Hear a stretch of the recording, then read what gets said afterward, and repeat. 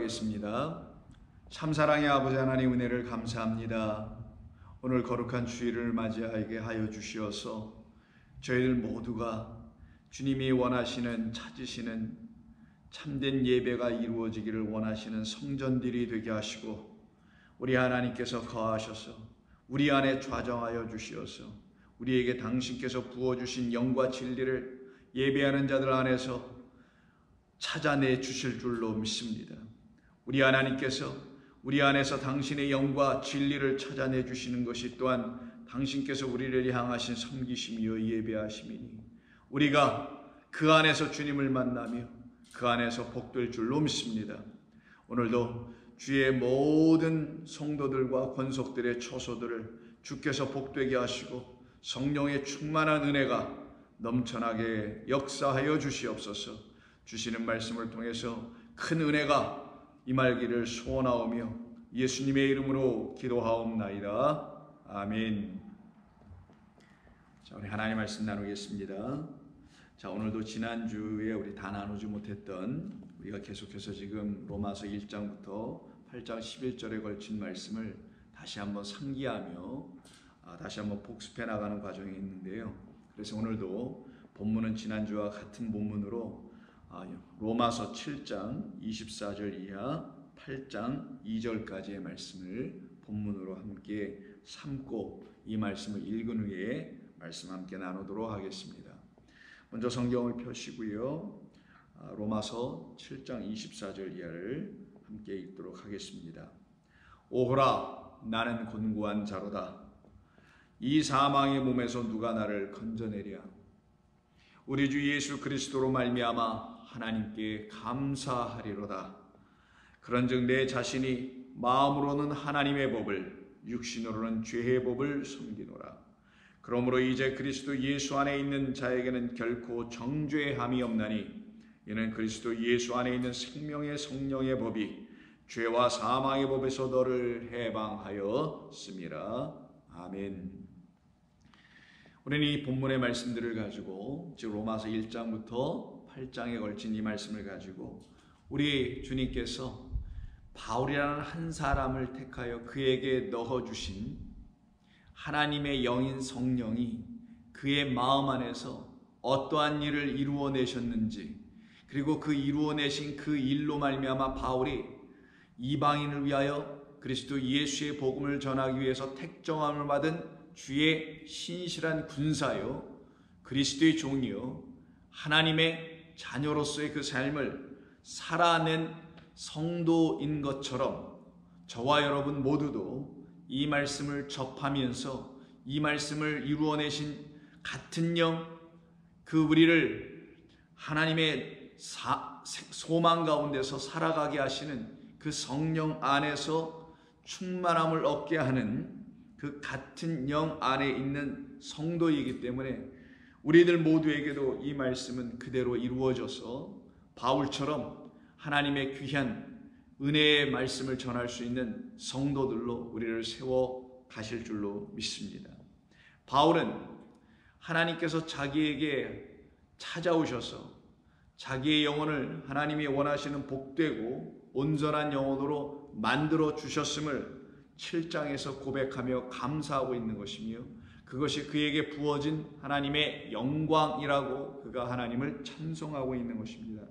그 찬송하고 있음을 7장 25절이 우리 주 예수 그리스도로 말미암아 하나님께 감사하리로다. 사실은 참으로 하나님을 찬양하리로다. 하나님을 축복한다라는 어떤 그런 의미가 담겨있는 그런 감사입니다. 그래서 그가 말하기를, 그런즉 내 자신이 이제 마음으로는 하나님의 법을 따르게 되었다라고 고백합니다. 감사하는 마음이 바로 여기에 있었던 것입니다. 하나님께 진정 그가 무엇을 놓고 감사했느냐면 자기의 마음이 이제는 하나님의 법을 사모하는 마음, 하나님의 법을 따라가는, 섬기는 마음이 드디어 생기게 되었다라는 이야기입니다.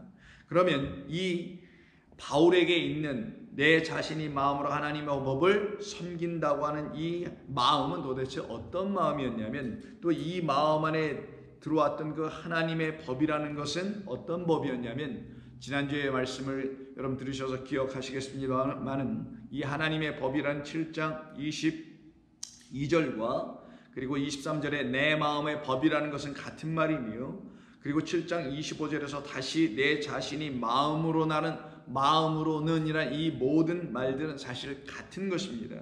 그 마음 안에 하나님의 법을 넣어주셨다는 겁니다. 그 마음 안에 이제 하나님의 법이 생기게 되었다는 것입니다. 이때 하나님의 법은 유대인으로서의, 즉 표면적 유대인으로서의 성경과 율법과 여러 가지의 것들을 가지고 하나님을 예배하고 섬겼던 그런 표면적인 율법이 아니라 그 율법을, 즉 하나님의 그 온전하신 말씀이라는 그 율법이 이제 그리스도 예수를 통하여 우리 주님께서 그에게 성령으로 임하심으로 말미암아 복음으로 율법을 듣게 되니, 율법은 그리스도의 복음을 만날 때야만이 비로소 율법이라는 말씀이 진리의 말씀으로 그의 안에 들어왔다라는 겁니다.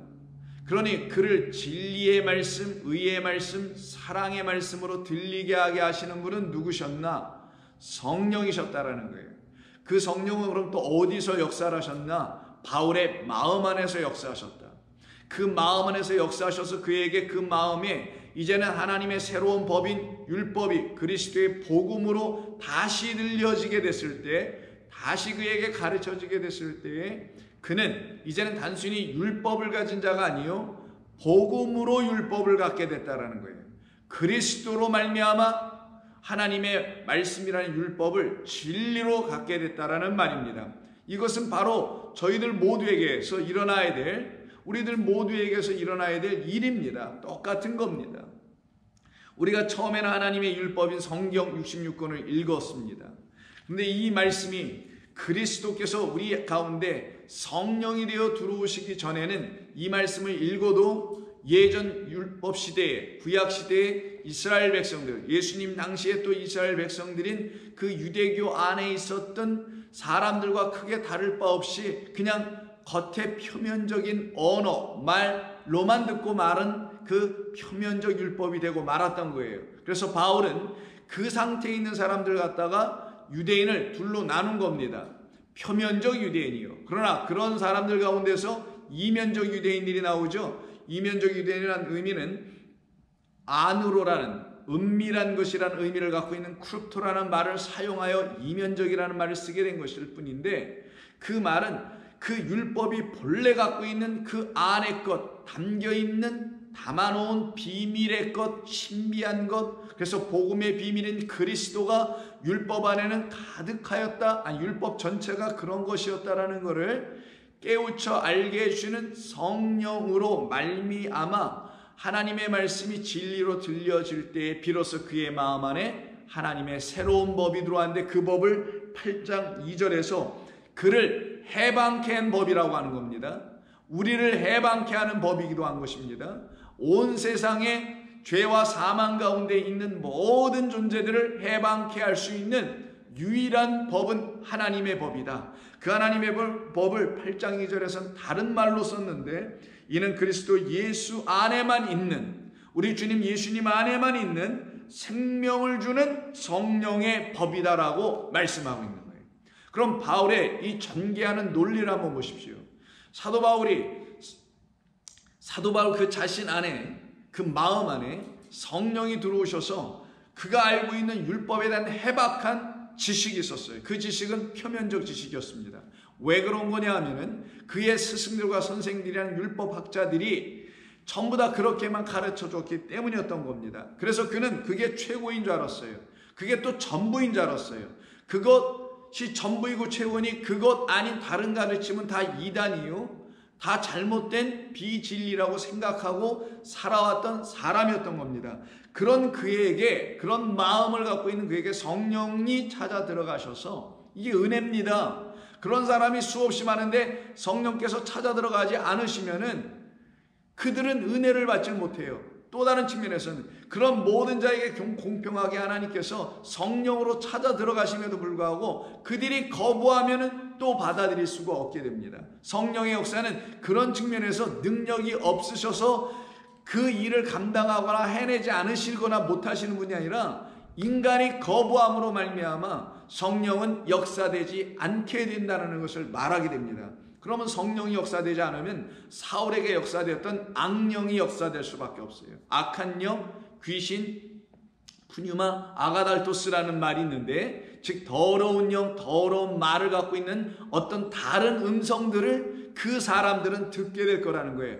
그런데 그 중에서 성령이 우리에게 찾아오시고 성도들에게 찾아오실 때 마음의 문이 활짝 열려 그렇죠 라고 그렇게 영접하는 사람들에게는 깨끗한 하나님의 말씀으로 그들이 율법을 듣기 시작하더라는 거예요. 그 이야기를 바울은 지금 생명을 나에게 주신 것이었다. 그래서 나는 그 생명이 하나님의 법, 율법이 그리스도의 복음을 통하여 깨닫게 되니 이게 정말 참된 생명을 사실은 남고 있었던 거구나. 그것은 오직 성령께서 하나님의 율법을 우리에게 이와 같은 것이라는 것으로 새롭게 가르쳐 주신 일로 인함이었구나. 그래서 나는 이제 유대기로부터 자유롭고, 그러므로 나는 이제 유대의 율법주의로부터도 자유로웠고, 그러므로 나는 율법과 제사와 성전과 등등의 모든 것들은 표징들에 불과한 것이지, 그 표징과 표적이 이제 나에게 진리를 다 가르쳐주고 깨닫게 하니, 그 표적은 모형이요 모본이니 원형을 가르쳐내고 있는 그 표적의 일이 끝나니 나는 표적은 나에게 중요치 않고, 이제 나에게 중요한 것, 이제 나에게 최고인 것은 그 표적이 지향해줬던, 가르쳐줬던, 보여주었던 참 그리스도 예수님을 이제 내가 생명으로 이제는 내가 취해야 하는 것이구나라는 걸 깨달은 모든 사람, 바울처럼, 베드로처럼, 요한처럼 수많은 모든 이 땅에 왔다 갔던 성도들처럼 저와 여러분들도 그와 같이 성령의 동일한 역사를 통하여 깨닫게 된다면 우리 가운데서도 헛된 말과 거짓된 영과 악령들과 잘못된 가르침들과 모든 허탄한 신화와 족보와 철학과 세상 풍조는 우리 가운데서 다 떠나가게 되는데, 그 모든 제가 지금까지 말씀드렸던 헛된 모든 것들이 사실은 이 교회라는 곳 안에 침투해 들어와 있단 말이에요. 스며 들어와 있단 말이에요. 교회라는 건물 안에 들어온 게 아니라 교회의 사람들 안에 들어와 있단 말이에요. 그러니 교회조차도 그런 모든 것들을 흡수하여 뒤범벅이 있는 상태라는 것을 여러분이 알게 된다면, 우리도 거기에서 나와 하나님의 거룩한 성인, 성전인 참 하나님과 우리 주 예수 그리스도라는 그 어린 양이 우리 가운데 성전되어 들어오시는 그 안으로 우리는 들어가게 되어 있습니다. 이게 성도의 삶의 변화인 거예요. 우리의 삶의 변화는 우리의 삶의 무슨 외적, 내적 그런 어떤 성품의 변화, 내적 변화, 무슨 아픈 상처들이 해결되는 그런 단순한 변화, 그런 거 다 이루어집니다. 예수 믿으면은. 전 그거 부정하지 않습니다. 안 이루어진다고 말하잖아요. 그러나 그게 기독교가 말하는 목표점이 아니고, 그게 기독교, 우리 주님께서 말씀하신 진리의 말씀은 아니라는 측면에서 그것을 지향해서는 안 된다라는 거예요. 그럼 무엇이 우리 가운데 들어오게 되냐? 참 하나님과 그가 보내신 우리 주 예수 그리스도를 알게 하는 그 성령이 우리 가운데 들어오시게 되는 겁니다. 근데 어디로 들어오냐? 바울은 말합니다. 본문에서 마음 안으로 들어온다라는 거예요. 그래서 자기의 마음에 이제 법이 생겨서 그걸 갖다 사도 바울이 뭐라고 표현하냐면 마음의 법. 그럼 저와 여러분 안에도 여러분이 갖고 있는 마음이라는 것이 이와 똑같은 성령이 들어와 계신 마음이라면 이와 같이 하나님을 온전히 깨달아갈 수 있는 성도의 삶을 반드시 살아낼 수 있지 않을까요? 그래서 여러분 지금 살아내고 계시잖아요. 제 말씀을 여러분이 듣고 나 그렇게 좀 살고 있어요 라고 하시는 분들이 있는가 하면은 나는 아직 살고 있지 못한 것 같아요 라고 하시는 분들도 있을 수 있을 거예요. 그러나 염려하지 마십시오. 그러게 여러분들이 지금 말씀을 듣고 있는 것 아닙니까? 자의적으로 스스로 판단하거나 자의적으로 스스로 여러분에게 아무 말이나 적용시키지 말라는 말입니다. 나는 아직도 안 된 것 같아. 한편으로 난 또 다 된 것 같아. 이럴 필요가 전혀 없다라는, 이뤄서도 안 되지만 그럴 필요도 없다라는 겁니다. 왜?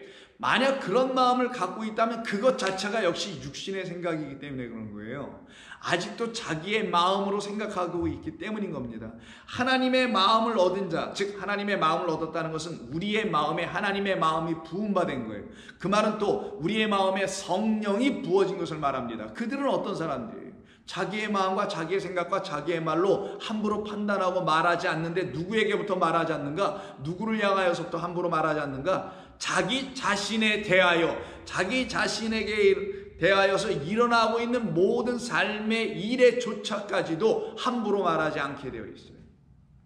다른 사람에 대해서 함부로 말하지 않거나 다른 사람에 대해서 이야기하지 않는 것은 말할 필요도 없는 것뿐만 아니라 자기 자신에게도 똑같다라는 겁니다. 그러므로 그들의 마음 안에서 하나님이 역사하십니다. 그런데 마음이라는 게 참 오묘합니다. 마음이라는 게 도대체 뭔가요? 마음이라는 건 어떤 사람들은 이걸로 얘기하기도 하고 어떤 사람 또 마음을 또 여기로 얘기하는데, 대부분 우리 한국적 문화와 우리의 관습 속에서는 마음 하면은 1차적으로 여기를 얘기하는 것 같아요. 이 가슴이라는, 가슴이 따뜻하고 가슴이 뜨거워지고 가슴이 뭉클해지고 가슴이 답답하고 뭐 여러 가지 이런 표현들은 다 마음의 어떤 부분을 놓고 얘기하는 건가요? 이 가슴이라는 마음의 감정적인 측면을 얘기하는 것이죠. 그런데 성경에서 지금 사도 바울이 오늘 본문에서 말하는 마음은 이 가슴이라는 측면의 감정적인 어떤 것들과 관계에 있다라고 우리가 일반적으로 생각하는 그 마음, 카르디아라는 헬라어로 사용하지 않고, 왜냐하면 카르디아가 그런 의미를 갖고 있기 때문입니다. 그런데 카르디아의 헬라어 의미는 우리가 생각하는 단순한 감정적인 것도 또한 아닙니다. 좀 이따 제가 잘 설명해 드릴 거지만, 근데 우리 한국 사람의 어떤 문화적 개념, 우리의 이해 속에는 이 카르디아라는 이 가슴이라는 마음, 따뜻해지고 슬퍼지고 이게 다 감정적인 것과 관련되어 있는 그런 마음은 사실 헬라어가 말하는 카르디아는 아니에요. 근데 바울은 지금 어떤 마음을 말하냐? 우리가 생각하는 감정적인 것이 이루어지는 그런 마음을 말하지 않고요. 바울은 지금 어떤 마음을 말하냐면 누스라는 말을 합니다. 누스라는 마음이라는 것을 언급하고 있어요. 그 누스의 안에 하나님의 법이 있고 생명의 성령의 법이 있다라고 얘기한 거예요. 자기의 누스 안에, 자기의 마음 안에. 근데 이 마음이 여기에 있는 것이냐, 여기에 있는 것이냐, 그건 우리가 알 수가 없지만, 명확하게 누구도 정의 내릴 수는 없지만, 일반적으로 이 누스는 어떤 것을 역할하냐, 감정적인 것을 지배하거나 다루는 차원이 아니라 우리에게 온전한 감동을 일으켜내게 하시는 성령이 들어오셔서 일하셔서 우리가 이전에 생각했던 옛사람의 본성과 옛사람의 측면에서 생각하고 거기서 결정하며 그것을 이루고 행위의 삶을 살아가고 있었던 그 어떤 차원을 갖다가 누스라고 하는데 그 안으로 들어오시겠다는 거예요. 그 누스를 마음이라고 하는 겁니다. 이 마음의 누스라는 마음은 우리 주님께서, 우리 하나님께서 우리에게 지어주신 참으로 신비한 것 중에 하나입니다. 이건 뭐 보이지도 않아, 만져지지도 않아. 근데 어떤 것이냐? 생각하는 기관이거든요. 그럼 생각은 두뇌에서 일단 한다고 생각하겠죠. 맞습니다. 하나님께서 우리에게 두뇌, 이 정신, 마음, 생각을 주신 것은 당신의 생각을 알게 하기 위한 목적이었던 겁니다. 우리 주님이 여러분 아시는 이사야서에서 말씀하잖아요. 내 생각은 너희의 생각과 다르다. 이런 말씀하시죠. 그러면 우리의 생각으로 살면 안 된다는 얘기죠. 그럼 그때 생각이 뭐냐? 누스라는 겁니다. 그걸 헬라어로 굳이 바꾸면 누스예요. 하나님의 누스가 우리 가운데 들어오셔서 우리의 누스들을 제거해버리고 하나님의 누스라는 하나님의 마음이 들어오면 그 하나님의 마음이 이제는 나의 마음이 되는 거예요. 그래서 바울도 나의 마음에 있는 하나님의 법이다. 이걸 줄여서 그냥 나의 마음의 법이다라고 23절에서 말한 것 뿐이지만 나의 마음은 곧 하나님의 마음이라고 지금 사도 바울이 이야기하는 겁니다.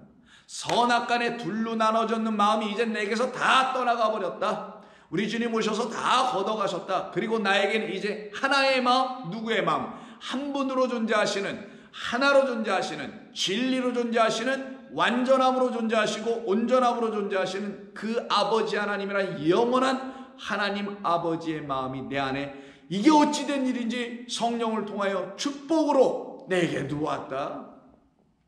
그 마음을 지금 얘기하는 거예요. 그게 지금 7장 22절 이하에서부터 쭉 25절에 걸쳐서 이야기하는 마음입니다. 그런데 이 마음은 항상 위험해요. 어떤 측면에서 위험하냐면 그 마음에 무엇이 들어오느냐에 따라서 위험할 수도 있고, 한편으로는 그 마음이라는 누스, 생각하는 그곳 안에 무엇이 들어오느냐에 따라서 위태하거나 위험하거나 타락하거나 부패하거나 잘못되거나 악하거나 할 수도 있지만, 온전해지거나 완전해지거나 선해지거나 하나님의 말씀으로 거룩해지게 되는 그곳이 또한 마음입니다. 그래서 마음이라는 누스는 어떤 것을 받아들이냐에 따라서, 즉 이쪽 것을 받아들임에 따라서 이쪽 것이 되기도 하고, 저쪽 것을 받아들임에 따라서 저쪽 것이 되는 거예요. 오른쪽에 있는 것을 받아들이면 오른쪽의 것이 되기도 하고, 누스라는 것은, 마음이라는 것은 왼쪽 것을 받아들이면 왼쪽의 것이 되기도 한다는 거예요. 그래서 하나님께서 우리 가운데 누스라는 것을 주신 것입니다. 그래서 그 안에서 하나님은 우리의 누스라는 마음 안에서 역사하시게 되는 거예요. 그래서 바울은 이 누스에 대한 이야기를 이미 1장 28절에서 이렇게 우리에게 말합니다. 28절 볼까요? 또한 그들이 마음에 하나님 두기를 싫어하며 하나님께서 그들을 그 상실한 마음대로 내버려 두사 합당하지 못한 일을 하게 하셨으니 라는 말을 합니다. 여기서 그들은 본문에서 근거해 보면은, 이 문맥에서 근거해 보면은 25절의 그들입니다. 이 그들이라는 말이 나오네. 이는 그들이 어떤 그들이냐? 하나님의 진리를 거짓 것으로 바꾸어 놓은 사람들이, 진리를 순리대로 쓰지 않고 온전한 그대로 쓰지 않고 보지 못하고 자기들의 마음과 생각과 유전과 전통과 철학과 뭐 등등의 이 세상이 내놓은 것들로 하나님의 진리를 왜곡시키고 있는 그 공간, 그 자리가 어디냐? 그걸 28절에서 뭐라고 한 거냐? 마음이라고 했던 거예요. 그런데 그들의 마음이 진리, 하나님의 진리를 거짓 것으로 왜곡해버리고 있으니, 또한 28절에서 그들이 마음에 하나님 두기를 싫어하였다라고 지금 얘기합니다. 그런데 이 본문의 말은 여기 마음에 하나님의 두기를 싫어했다라는 마음과 그 다음에 그들을 하나님께서 그 상실한 마음대로 내버려 두셨다라는 마음이 두 번이 나오는데, 첫 번째 있는 마음은 오늘 본문에서 지금 이야기하고 있는 누스라는 마음이 아니라, 이 마음은 마음이 아니, 이건 잘못 번역한 겁니다. 에피그노시스예요. 에피그노시스는 그노시스, 그노시스는 지식입니다. 에피그노시스라는 에피를 강조하면 그 지식이 우리에게 참된 것으로 깨달아 알게 해주는 지식이 되어야 해라는 의미에서의 에피자를 더 붙이게 되면 그건 깨달은 지식이 되는 거예요. 그냥 지식이 아니에요. 처음에는 우리가 하나님의 말씀을 이렇게 지식으로 접하는 거예요. 아니, 노아의 이야기가 뭔지 이렇게 알긴 해야 될 거 아니에요. 지식으로. 창세기에 보니까 하나님 천지를 창조하셨대. 이렇게 그냥 지식으로 들어요. 근데 그것은 우리를 진리로 이끌지 못합니다. 그 지식 위에 뭔가가 하나 더 올려줘야 돼요. 그래서 에피, 뭐뭐 위에 라는 의미가 있어요. 그 지식 위에 성령이 부어져야 되는 거예요. 이 하나님의 말씀, 이건 지식이에요. 하나님의 지혜입니다. 이 위에 성령이 이렇게 부어지고, 여기에 성령이라는 기름이 부어져야만이, 이 위에 예수 그리스도가 부어지셔야만이 이 말씀은 지식으로 끝나지 않고 에피그노시스, 제가 헬라어를 쓰는 이유를 여러분 아시죠? 이걸 구분해서 명확하게 여러분이 알으셔야 되는 거예요. 이거는 지식이 아니라 여러분 안에서 어떤 일들이 일어났었는지를 재상 확인시켜 드리는 일 때문에 제가 이런 말을 쓰는 것이며, 또한 여러분 안에서 아직 그런 일이 일어나지 않았다면 이제 여러분 안에서는 그렇게 성령이 들어오시면 이런 일들이 일어나야 한다는 걸 가르쳐 드리려고 하는 거예요. 뭘 알아야 내가 성령 받은지를 알 거 아니겠어요? 뭘 알아야 내가 정말 구원받은지를 알 거 아니겠냐고요. 그래서 말씀드리는 거니까 잘 따라오십시오. 자, 그노시스는 그냥 지식이에요. 근데 그 지식 위에다가 에피, 뭐뭐 위에라는 전치사예요. 위에 성령이 부어주시는 거예요. 여러분들이 그냥 이 지식을 처음엔 그냥 가졌어요. 그 여러분들의 그 지식, 이 성경에 대한 일반적인 지식을 갖고 있는 여러분 위에 성령이 부어지지 아니하면 이건 지식으로 남아요. 그런데 그 위에 부어지면 뭐가 된다? 에피그노시스, 깨달은 지식이 된다는 거예요. 이건 마음이 아닙니다. 그럼 어떻게 번역해야 되냐? 또 다른 번역이 잘못됐는데, 마음에 하나님 두기를 싫어했다고 했는데 두기를 싫어하다는 부정어 우를 쓴 것뿐이고 두지 않았다는 말인데 이거 두다가 아닙니다. 뭘 물건을 갖다 두다가 아니고요. 이 말은 돕기마저예요. 돕기마저. 좀 이따 보겠습니다. 이거는 확실하게 하기 위해서 어떤 걸 시험해 보는 거예요.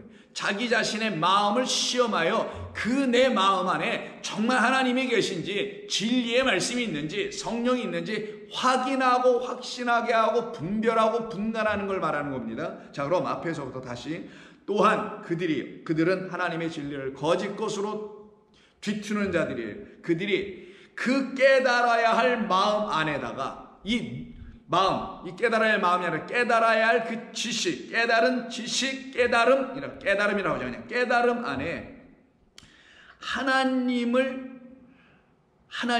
분간할 줄 알아야 하는데 그 깨달은 지식 안에서 하나님을 확신하지 못해. 하나님을 분별하지 못하며 그래서 하나님께서 그들을 상실한 마음대로가 아니라 요 상실하다라는 것은 그 두다라는 돕기마저의 형용사일 뿐입니다. 그러면 확실한 마음이란 말이겠죠. 분별한 마음. 시험을 해봐서 그게 정말 맞는 것인지를 분별할 수 있고 분간할 수 있어서 이게 그런 거구나. 먼저 확신이 들어왔어. 그런데 확신이 나지 않고 부정어 아가 들어와서 디키모스라고 썼습니다. 그럼 무슨 말이 되냐면은 확실하지 않은 분별할 수 없는 분간이 안 되는 이게 뭐가 뭔지를 알지 못하는 마음. 이게 진짜 누스예요. 마음대로가 아니라 마음을 그들에게 파라디돔이 그냥 주셨다 넘겨주셨다. 여기 뭐 내버려 두사가 아닙니다. 그럼 다시 번역하면 처음부터 또한 그들이 그 깨달음 안에서 그 지식 안에서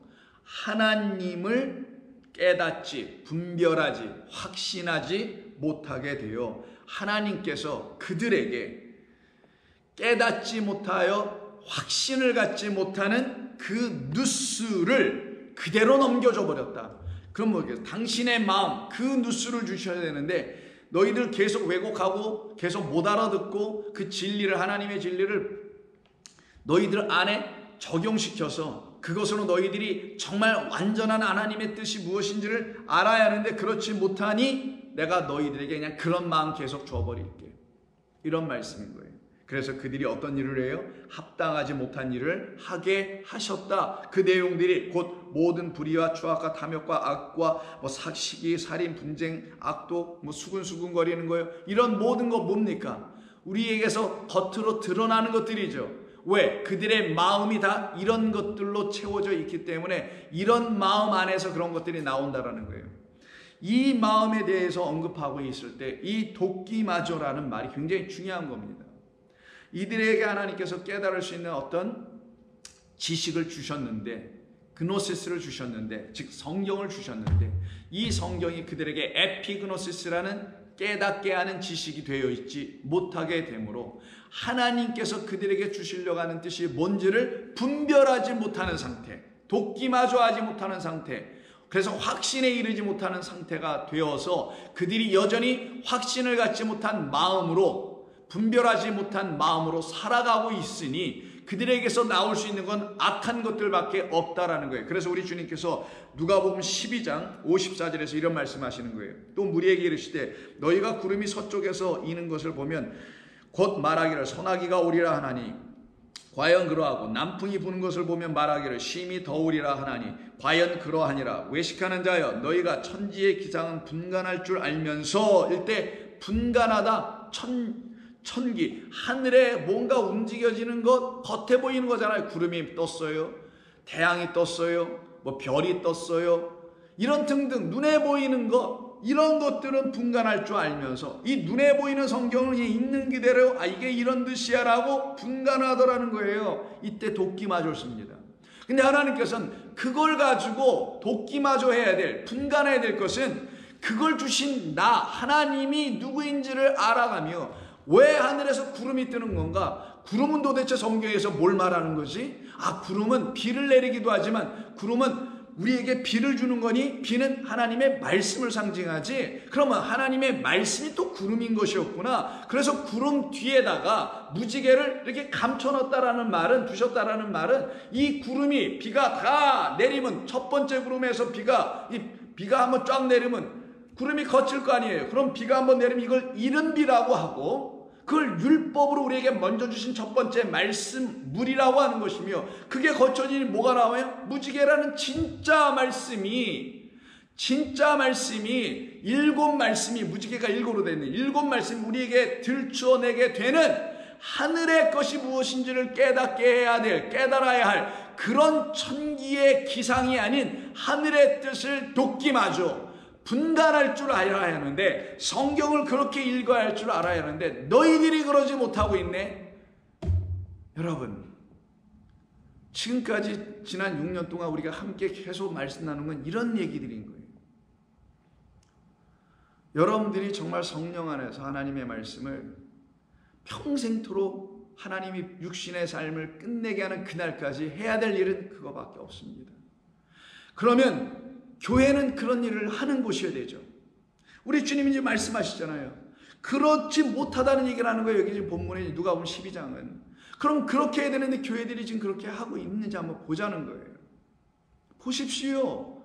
여러분이 다니는 이 좋은 교회도 보시고, 여러분이 이 말씀을 듣고 다니시는 모 교회 성도님들도 한번 보시라고요. 우리 주님이 왜 이런 말씀을 굳이 썼고, 로마서에선 그 성령으로 오신 주님께서 바울에게 어떤 일을 행하셨기에 또 바울은 이런 얘기를 하는 거냐고요. 이 시대 교회들이 도대체 무엇을 얘기하는지 들어보면 알 거 아니겠냐는 거예요. 뭘 분간하냐고요. 교회들이 천지의 기상만 분간하지 않고 있냐고요. 천지의 기상 뭡니까? 보이는 이 세상의 일들만 얘기하고 있지 않냐고요. 보이는 우리 인생의 삶을 놓고만 얘기하고 있지 않느냐고요. 그것이 아프고 어렵고 힘들고 쓰고 하면 그것을 달게 해주고 위로해주고 격려해주고 이런 일만 하고 있지 않냐고요.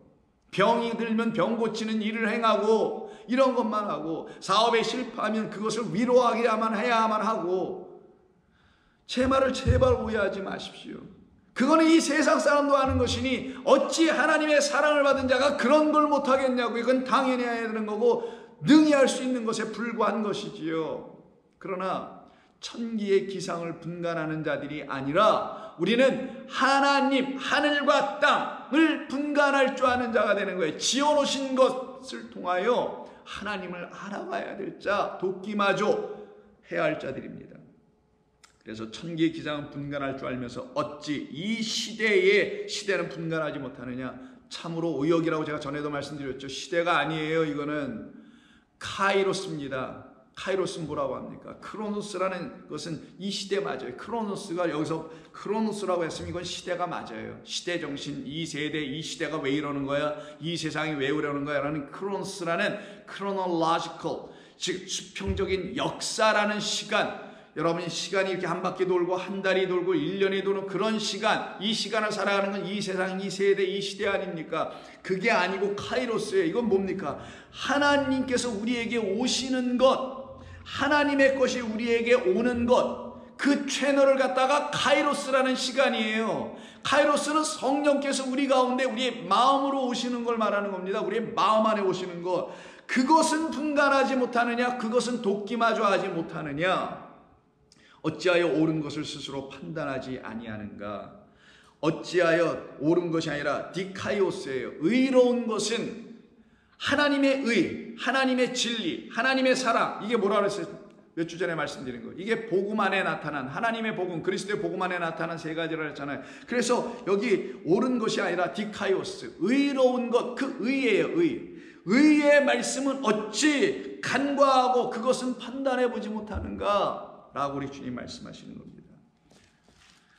그래서 바울이 로마서 12장에서 2절 이렇게 말씀하는 거지 않습니까? 너희는 이러지 말고 제발 이 세대를 본받지 말고 그런 크로놀로지컬한 이런 수평적인 우리 인생이 살아가고 역사가 살아가고 지난 2000년이 지나고 3000년이 지나고 뭐 등등의 이런 것을 본받지 말고, 거기서 나오는 것들을 본받지 말고 오직 마음을 새롭게 함으로 변화를 받아 하나님의 선하시고 기뻐하시고 온전하신 뜻이 무엇인지를 분별하도록 하라 할 때 이 분별이 바로 돕기마저고요. 이때 이 마음이 진짜 눕습니다. 이 마음이에요. 이 마음을 새롭게 하라. 이 마음을 왜 굳이 새롭게 하라고 했어요? 바울이가 보니까 전부 다 어떤 마음을 갖고 있어요? 부패한 마음, 깨닫지 못한 마음, 에피그노시스를 갖지 못한 마음, 이 거짓된 잘못된 차원의 말만 가지고 있는 그 이야기들, 그 마음만 갖고 있는. 그래서 바울이 그런 이야기를 선포하게 된 겁니다. 그래서 고린도 후서 13장 5절에서 바울은 또 이렇게 말하죠. 너희는 믿음 안에 있는가? 너희 자신을 시험하라. 요 시험이 페이라죠. 이것은 내가 잘못되어 있음을 깨달아 알고 거기서 나오게 하는 시험을 하라는 거예요. 그러나 또 한 번의 시험이라는 말이 있는데 그 말은 돕기마저라는 말이 나오게 됩니다. 그리고 난 다음에 너 거기서 실족한 그 상태에서 나오고 너희 자신을 이제는 확증하라. 요 확증이 돕기마저예요. 뭘 알아야 확증할 것이며 분간해야 확증할 것이며 더 나아가서는 내 자신을 페이라죠. 시험해야 될 거 아니겠냐고요. 그래서 마귀가 예수님을 시험하죠. 광야에서. 그게 페이라조예요. 근데 예수님이 시험에 들어가나요? 아니죠. 오히려 누굴 시험합니까? 그 거짓된 것을 시험하여 마귀를 오히려 역으로 시험하여 그를 어떻게 해요? 쫓아내버리고 실족하게 하는 자를 쫓아내버리고 확증하게 하는 말씀을 딱 마음에 갖는 것, 이거를 돕기마저의 마음이라고 하는 것입니다. 확증하라. 예수 그리스도께서 너희 안에 계신 줄을 너희가 알지. 이때 알지가 에피그노시스의 동사입니다. 에피기노스코예요. 알지가 아니라 너희 스스로 깨달아 알지 못하느냐? 그렇지 않으면 너희는 버림받은 자니라. 얼마나 무서운 말입니까?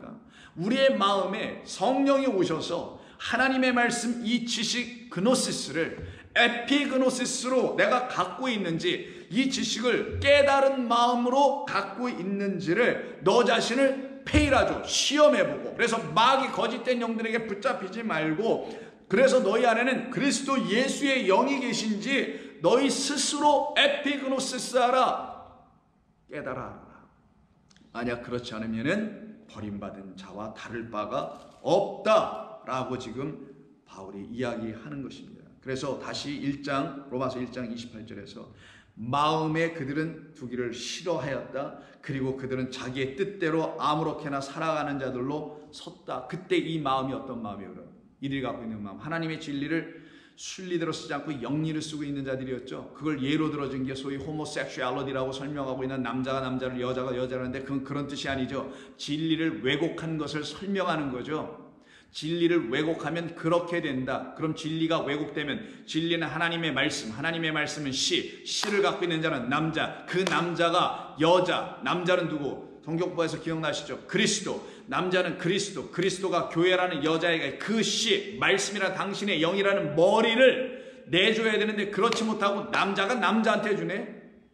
씨를 받을 자에게 줘야 되는데 씨를 받을 필요가 없어 라고 해서 엉뚱한 자에게 주는 자, 이게 진리를 갖고 있지 못한 자라는 걸 말하는 거고, 여자가 여자에게 준다는 건 여자는 남편이 다스리는 거라고 성경이 말씀하는 그 의미는, 그래서 너 여자는 창세기 3장 16절에서 그 남자를 원할 것이요 라고 한 이유는 여자는 그 씨를 남자에게서 받아야 하기 때문에, 그래야 살아나기 때문에, 말씀이라는 씨를 받아야 되기 때문에, 그리스도라는 씨 후손을 우리가 잉태하여 살아나야 되기 때문에 그 남자를 원할 것이요 내가 원하게 할게, 이렇게 하나님이 약속해 주신 거란 말이에요. 그러니 여자는 어떻게 되겠어요? 씨 같지 못한 자인데 어떻게 누구에게 뭐를 주겠어요? 여자가 여자를 어떻게 할 거냐고요. 그런 의미를 담은 게 문맥 속에서 이야기입니다. 그럼 호모섹슈얼리티는 죄가 아니냐? 죄죠. 그것만 죄입니까? 이 세상에 모두가 죄인데 왜?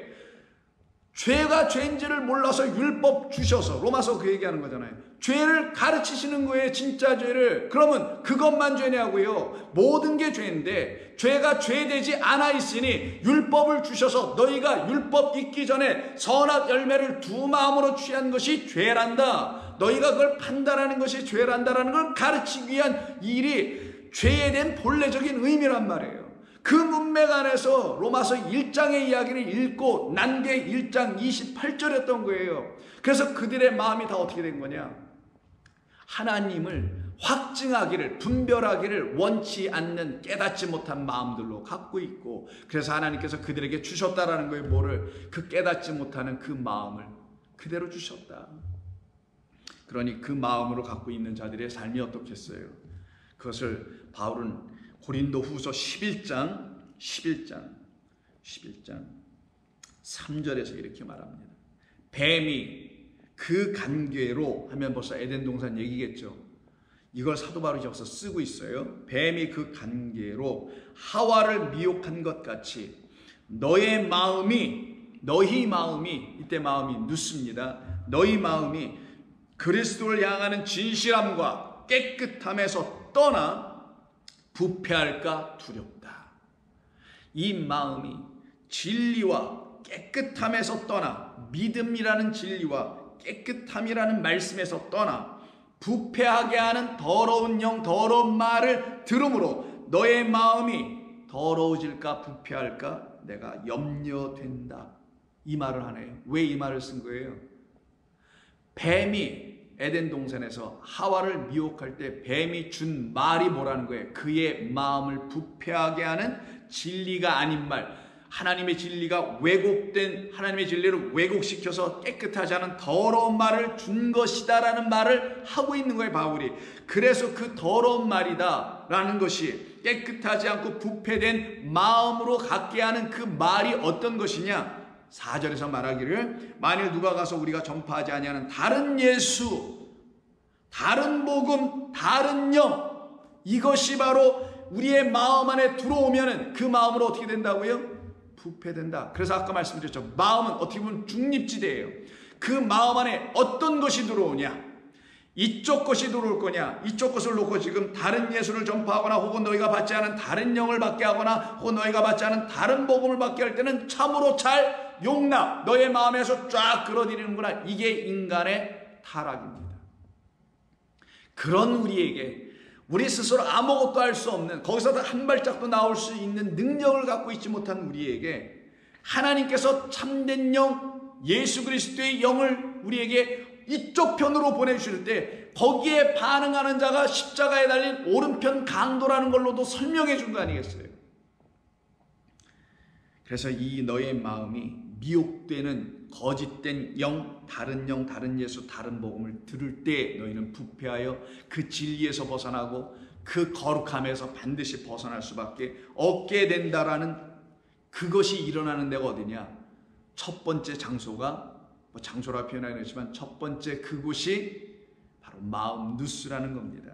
이 누스가 뭔지를 명확하게 알아야 여러분 영에 대한 이해를 갖게 되기 때문에 제가 누스를 지금 집중적으로 말씀을 드리는 거예요. 그래서 디모데전서 6장에서도 바울은 다음과 같은 말을 하게 되는 겁니다. 어떤 말을 하게 되냐?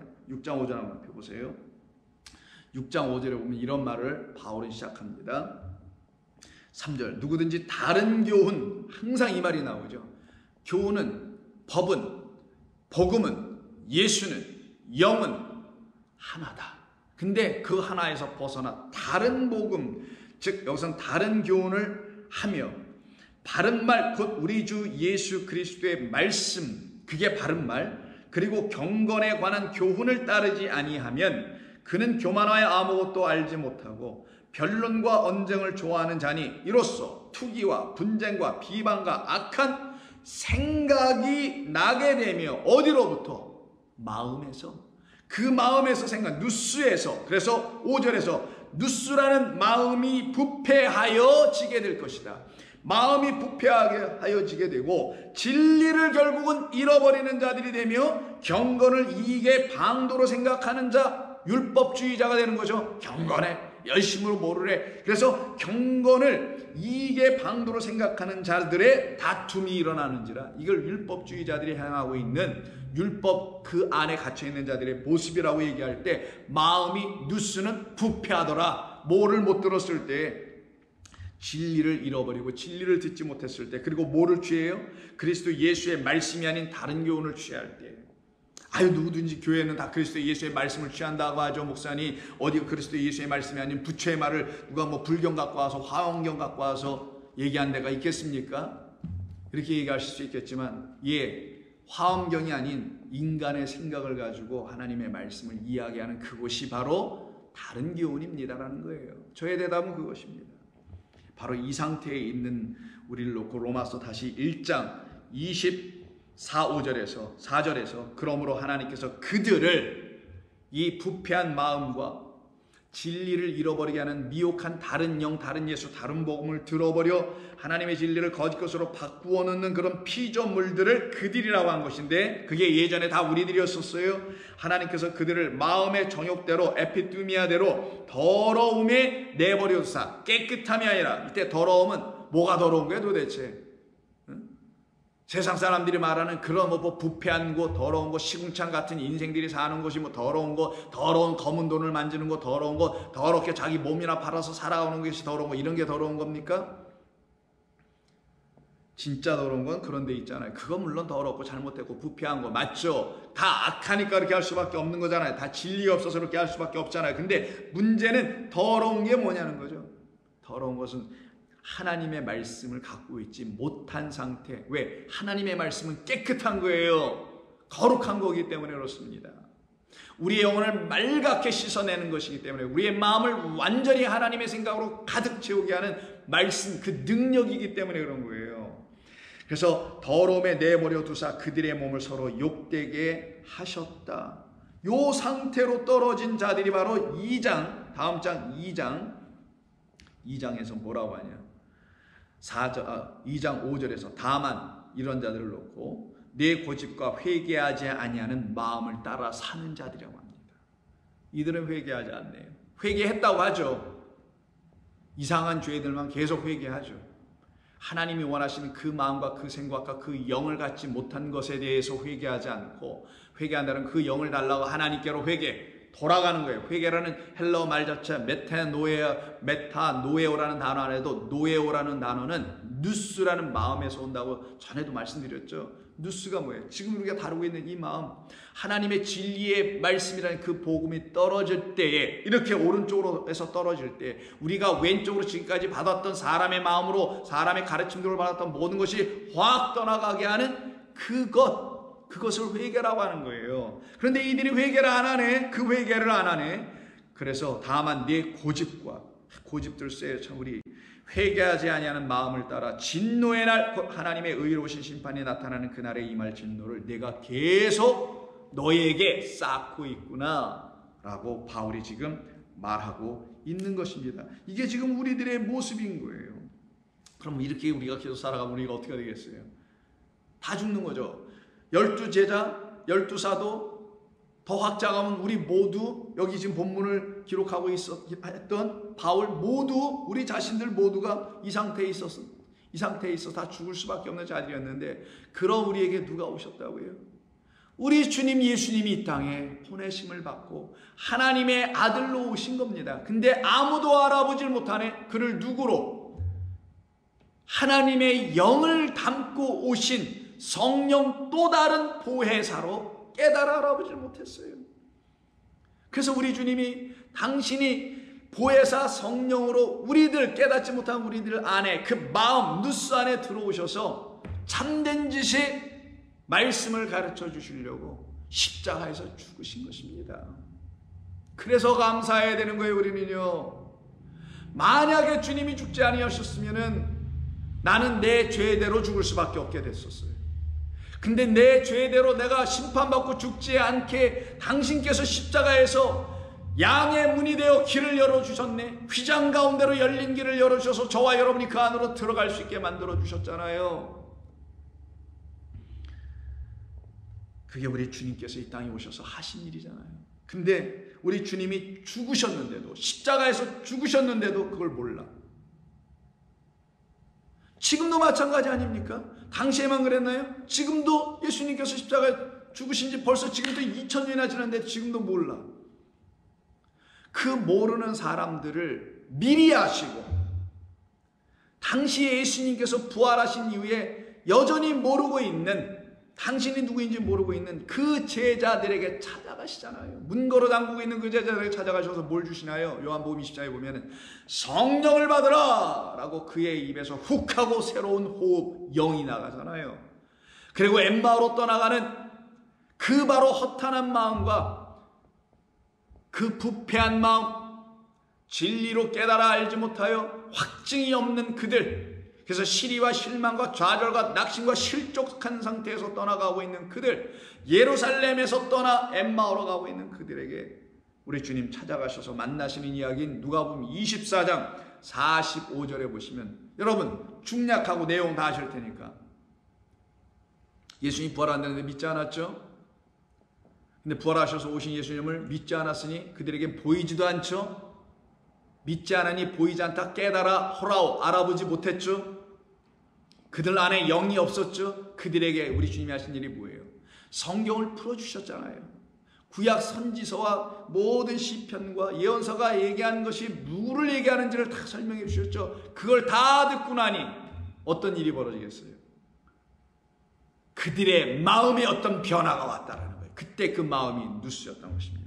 그걸 45절, 24장 45절에서 이렇게 말합니다. 이에 이 말씀을 다 들어요. 어떤 말? 44절. 내가 너희와 함께 있을 때 너희에게 말한 바 곧 모세의 율법과 선지자의 글과 시편의 나를 가리켜 기록된 모든 것이 나로 말미암아 다 이루어져야 한다는 말이 이것이니라고 지금까지 설명한 모든 것을 다 말씀하시니, 그들에게 이 말씀이 딱 끝나자마자 그들의 마음을 열어 하나님께서 성경을 깨닫게 하시고, 마음, 이게 누스입니다. 감정을 통제하는 그 기관인 카르디아라는 곳이 아니라, 그 마음이 아니라 그건 가슴이고, 여기는 생각, 지식을, 그노시스를, 에피그노시스로 바꿔내는 것, 깨달음으로 바꿔내는 것, 참된 지식으로 영으로 갖게 하는 곳, 그곳이 어디냐? 마음. 우리 주님께서 그들에게 가르치셨던 그곳은 그들의 감정을 불러일으켜서 너희들 또 어디 가냐? 다시 예루살렘에 가서 뜨겁게 뭘 해야지 라고 그들의 감정을 불러일으키신 것이 아니라, 그래서 그들도 우리 주님 정말 말씀대로 살아나셨네, 그러니 우리가 부활을 믿어야지 라고 우리 부활의 주님 가서 선포하자 라는 그런 감정에 얽매이고 감정에 휩싸여버린 사람들이 아니라, 그들의 누스라는 생각 속으로 뚫고 들어가셔서 그들의 생각이 깨끗하지 않은 왜곡된 진리들을 갖고 있었으니 그 마음을 어떻게 하시겠어요? 당신의 마음으로 다시 지어버리네. 그래서 내 마음과 다른 너희들을 내 마음과 같게 할 때는 하나가 되는 거죠.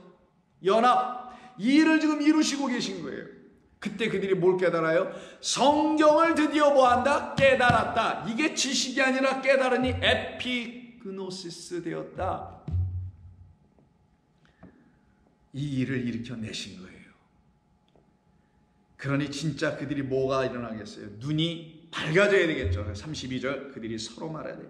길에서 우리에게 말씀하시고 우리에게 성경을 풀어주실 때 우리 속에서 드디어 뜨거워진 마음이 생기지 않았는가? 우리의 마음이 뜨겁지 아니하던가? 라고 서로들이 대화를 해요. 이 둘이 짝이 돼요. 이거 성도의 온전한 교제. 그때 마음, 이건 누스가 아닙니다. 카르디아예요.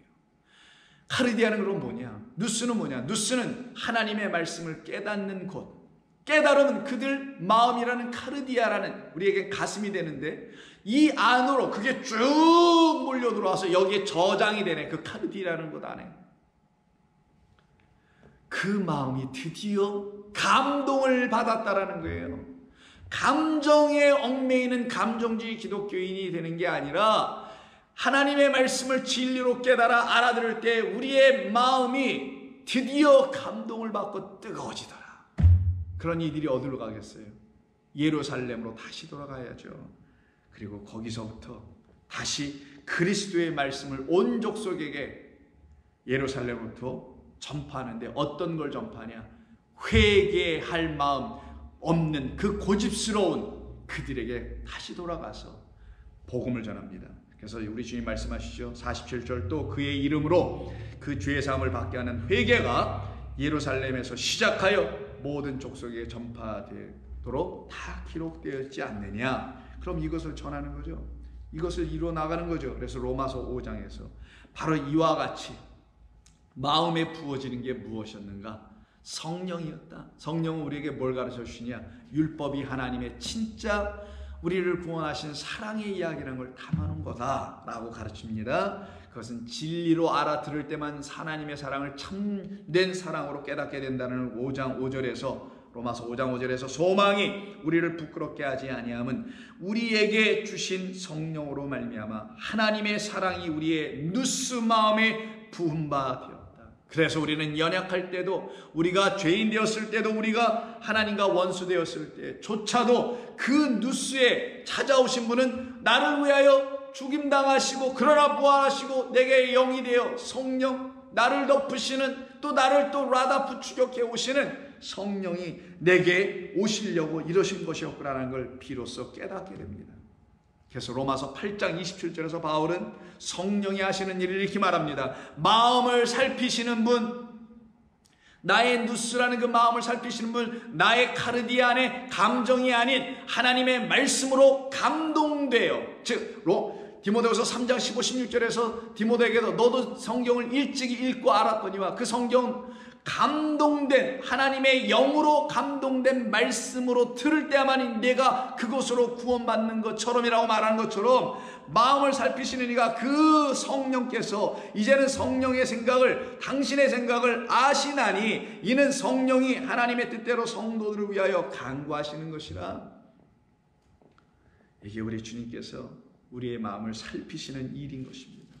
그 살핌을 받으니 로마서 11장 33절에서 우리 안에 성령이 부어지고 우리의 마음 안에 그 깨닫는 그 과정 속에 하나님의 풍성한 말씀들이 막 밀려 들어오니 그때 여러분 어떻게 했어요? 삼층 천해가는 거예요. 그게 뭐예요? 참으로 이루다. 바울이 이렇게 하죠. 말할 수조차 없다. 인간의 언어로 말할 수조차 없다. 그게 무슨 말이에요? 표현을 못한다는 단순한 말이겠어요? 인간의 언어로 말할 수 없다는 건 거긴 하늘의 말씀들이었구나.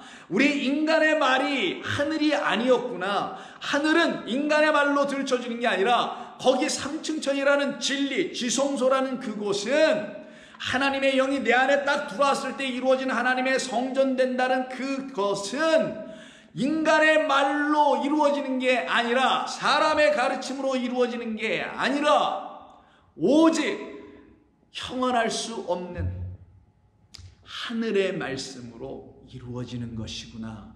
그게 바로 온갖 신비한 지식들을, 놀라운 하늘의 은밀한 것들을 깨닫는 겁니다. 그래서 그들은 듣지 못하나 너희들에겐 더 이상 비밀로 남겨두지 아니하겠다고 우리 주님께서 마태복음 13장에서 말씀하시죠. 마찬가지로 로마서 11장 33절에서 그 말씀이 들어오니 깊도다. 무엇이? 하나님의 지혜와 지식의 풍성함이요. 깊도다, 놀랍도다. 하나님의 지혜와 지식의 풍성함이요, 그의 판단은 헤아리지 못할 것이며 그의 길은 찾지 못할 것이로되 그러니 우리가 스스로 못하니 성령께서 탄식하는 마음으로 우리를 위해서 기도하시고 간구하실 때 뭐 하신다고요? 우리의 마음을 아시고서는 우리에게 당신의 영을 부어주셔서 깊도다 하나님의 지혜요 그 지식의 풍성함이요 라고 우리의 입으로 말하게 하시더라는 거예요. 그 주의 마음을 누가 알 수 있겠는가? 그래서 34절에서 누가 주의 마음을 알았느냐? 누가 주의 모사가 되겠느냐? 이때 마음이 누스예요. 누가 그 하나님의 생각을 알 수 있겠는가? 그 생각이 나에게 들어오기 전에는 우리는 알지 못하는 것이다. 어떤 경로를 통해 들어온다고요? 엠마오로 가는 그 두 제자를 보혜사 성령이 되신 그리스도 예수께서 찾아가 만나주심으로 이루어난 것처럼 우리에게도 지금 주의 마음으로 오시는 우리 주 예수 그리스도의 영이 우리 가운데 임할 때만이 우리는 아멘 할 수 있게 되는 것입니다. 그래서 36절에서 바울이 이렇게 말하죠. 이는 만물이 주에게서 나오고 주로 말미암아 주에게로 돌아갑니다. 그에게 영광이 세세에 있을지어다. 아멘. 이들을 성도라고 합니다. 바로 이와 같은 성도들이 드디어 하나님의 말씀을 지혜의 영으로 말미암아 이 안에 드디어 갖게 되죠. 어디에? 이제는 깨달은 누스를 과정을 통하여, 거기를 통하여 이제 카르디아, 하나님의 뜨거운 말씀, 감사한 말씀, 눈물 흘리게 기쁘게 정말 좋게 틀려지는 말씀이 딱 되었을 때 그들이 그것을 그 저장고인 카르디 안에다 다 집어넣게 됩니다. 꽉 채워주죠. 그래서 우리의 마음이 풍성해지는 거예요. 그때는 누스가 풍성이 아니라 카르디아가 풍성해져요. 그것을 놓고 로마서 10장 8절 이하에서 그러면 무엇을 말하느냐? 말씀이 내게 가까워 내 입에 있으며 내 마음에 있다 하였으니, 마음 카르디아예요. 들어왔어요. 이제 진리가. 이때 말씀은 로고스가 아닌 거 아시잖아요. 레마는 이 성령은 우리의 이 안으로 드디어 이제 들어오네요. 감동케 하네요. 우리의 마음이 성령으로 감동된다는, 그래서 여기서 카르디아를 쓰는 겁니다. 곧 우리가 전파하는 믿음의 레마다. 이 내가 만일 내 입으로 예수를 주로 시인하며 또 하나님께서 그를 죽은 자 가운데서 살리신 것을 내 카르디아 안에서 완전히 믿으면, 그게 뭐예요? 그게 바로 돕기마저 분간할 줄 알아. 시험을 통과해서 확신해. 불 속에서 정금처럼 나왔네. 이제는 이 얘기죠. 사람이 마음 카르디아로 믿고 이 안에서 충만한 성령을 통하여 믿게 되고 의에 이르고, 하나님의 의는 뭐예요? 복음 안에 나타났으니 복음 진리에 이르게 되고 입으로 시인하여 구원에 이르느니라. 성령이 이르되 누구든지 그를 믿는 자는 부끄러움을 당하지 아니하노니. 이것이 우리에게 일어난 역사입니다. 그래서 바울은 이것이 바로 자기의 마음 안에 있는 하나님의 법, 생명의 성령의 법, 날 살리신 우리 주 예수 그리스도 그 영, 그리스도의 영의 말씀이다. 얼마나 좋아요. 그래서 8장에 들어가서 2절에서 이는 예수 안에만 있는, 그리스도 예수 안에만 있는 생명이라는 성령의 법이 죄와 사망의 법에서 너를 해방하였습니다. 그러니 더 이상 거짓된 것, 왜곡된 진리, 부패하고 회개하지 않고 고집스러운 마음으로만 갖고 있어서 계속 하나님의 말씀을 그냥 겉의 지식으로만 알고 있었던 에피그노시스가 되지 못할 깨달은 하나님의 말씀이 되지 못한 상태에 있는 그것을 뭐라고 하냐? 바울은 곧바로 3절부터 11절까지 그게 육이다 라고 하는 거예요. 그걸 성경이, 바울은 지금 그걸 몸뚱아리라는 육이 아니라 육과 혈과 피로 되어 있는, 육과 혈로 되어 있는, 즉 몸 살과 피로만 되어 있는, 그래서 반사적으로만 행동하고 있는, 본능에 가까운 생각들을 하고 있는 그런 육적 생각, 인간의 생각, 그것으로 더 이상 살지 아니하고, 성도는 뭘로 사냐? 그 반대편에 있는 것, 즉 우리의 누스, 마음 안에 하나님이 들어오셔서 가르쳐 깨닫게 하니 내가 비로소 하나님의 법, 생명의 성령의 법을 갖고 있는 삶을 영이다 라고 하는 거예요. 그걸 영적 삶이다. 그렇지 않으면 이쪽은 전부 다 육적 삶이며 육적 생각이다. 그래서 바울은 3절에서 곧바로 율법이 육신으로 말미암아 연약하여 할 수 없는 우리에게 그것을, 우리가 할 수 없는 그것, 마음 안에서 성령이 들어오셔야만이 우리가 하나님의 사랑이 이렇게 부어진 바 되는데 우리는 그걸 못하네. 그 못하는 그것을 하나님은 아시나니 곧 죄로 말미암아 자기 아들을 죄 있는 육신의 모양으로 보내어 육신에게 죄를 정하사 육신을 더 이상 우리가 육신을 따라가지 않고 뭐를 따라가게? 영, 우리의 누스를 완전히 당신의 마음, 생각, 진리로 장악하여 우리가 당신의 영, 당신의 생각, 당신의 마음을 갖게 하는 그 영을 따라 행하는 우리로 만들어주니, 그 영을 따라 행하는 우리에게 율법의 요구는 이미 다 이루어지게 하신 거다. 율법은 지키지 않는 게 아니에요. 십계명은 여러분 안에서 이 영의 말씀으로 다 지켜져 나오게 되는 겁니다. 깨달아 알게 되면 그게 지켜져 나오게 된다는 거예요. 육신을 따르는 자는 육신의 일을 할 수밖에 없으나 영을 따르는 자는 영의 일을 생각하나니, 그러면 육신을 따르는 자는 육신의 일을 생각하게 되고 영을 따르는 자는 영의 일을 생각하게 되나니, 육신의 생각은 사망이요 영의 생각은 생명과 평안이다. 그래서 영의 생각으로 내준 게 생명이 8장 1절에서 다시 생명의 성령의 법이다라고 얘기한 거예요. 육신의 생각은 하나님과 원수가 될 뿐만 아니라 하나님의 법에 내 마음 안에서 역사하시는 성령의 인치심으로 나를 붙잡아 온전한 회개로 이끌어가게 하시는 그 율법을 주신 뜻 위에 복음이 들어가서 이 율법을 완전케 하는 걸 하나님의 법이라 그랬죠. 그것을 진리로 들 때 하나님의 법은 내게 진짜 율법이 되는 거예요. 그 하나님의 법에 굴복하지 아니할 뿐만 아니라 할 수도 없음이더라. 복음으로 듣지 못하니 하나님의 법이 내 안에 들어오지 못하네. 육신에 있는 자들은 하나님을 기쁘시게 할 수 없느니라. 그러나 만일 너희 속에 하나님의 영이 거하신다면, 어떤 과정을 통하여? 부패한 누스, 우리의 마음들, 세상 거짓 풍조와 거짓된 복음들, 다른 영, 다른 예수, 다른 복음, 이것을 들은 그런 우리들 안에서 하나님의 영이 침투하여 들어오시게 되면 너희가 육신에 있지 아니하고 영에 있나니 누구든지 그리스도의 영을 갖게 될 것이나 그 그리스도의 영이 여러분 안에서 저 안에서 역사되지 아니하면 그 영이 없으면 그리스도의 사람은 아니니라. 그리스도인 아니다. 그냥 교인이다. 라이언스 클럽과 교회가 그런 차원에서는 다를 바 없다. 이런 말입니다.